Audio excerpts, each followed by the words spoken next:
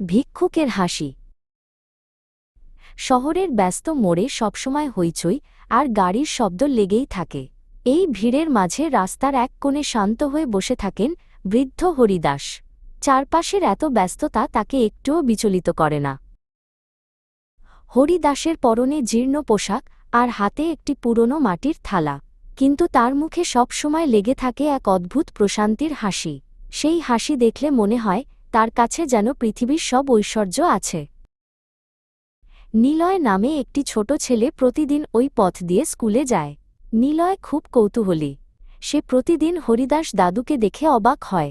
সে ভাবে দাদুর কাছে কিছুই নেই, তবুও তিনি কেন সবসময় হাসছেন।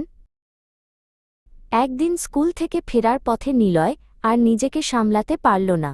সে হরিদাস দাদুর সামনে গিয়ে খুব সাবধানে দাঁড়াল। দাদু তাকে দেখে আরও উজ্জ্বলভাবে হাসলেন। নিলয় বড় বড় চোখে দাদুর দিকে তাকিয়ে জিজ্ঞেস করল, দাদু, আপনার কাছে তো কোনো সুন্দর বাড়ি নেই, দামি খেলনা বা ভালো খাবার নেই, তবুও আপনি সবসময় এত খুশি কেন? আপনার হাসির রহস্য কি? হরিদাস দাদু আকাশের দিকে হাত তুলে এক ঝাঁক উড়ন্ত পাখি দেখালেন। তিনি বললেন, শোনো খোকা, এই সকালের মিষ্টি রোদ্দুর, গাছের শীতল ছায়া আর পাখিদের গান, এগুলো কি দামি নয়? আমি প্রতিদিন এগুলোর জন্যই খুশি হই। তারপর তিনি তার মাটির থালায় থাকা সামান্য কিছু মুড়ি নিলয়কে দেখালেন। তিনি শান্ত গলায় বললেন, মানুষের যা নেই তা নিয়ে আফসোস করলে হাসি হারিয়ে যায়।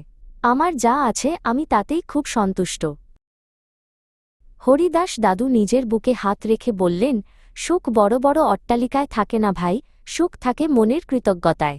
যা পেয়েছি তার জন্য যখন ধন্যবাদ দিতে শিখবে, দেখবে তোমার মুখেও এমন হাসি ফুটবে। নিলয় দাদুর কথাগুলো মন দিয়ে শুনল। সে বুঝতে পারল, আনন্দ কোনো দামি জিনিসের নাম নয়। সে তার নিজের স্কুল ব্যাগ আর জুতোগুলোর দিকে তাকিয়ে মনে মনে ঈশ্বরকে ধন্যবাদ জানাল। নিলয় দাদুকে দেখে মিষ্টি করে হাসল। সূর্যাস্তের নরম আলোয় হরিদাস দাদু আর নিলয় দুজনেই যেন খুশির এক নতুন ঠিকানা খুঁজে পেল। নিলয় এখন জানে, অল্পে সন্তুষ্ট থাকাই হল সুখী হওয়ার আসল মন্ত্র।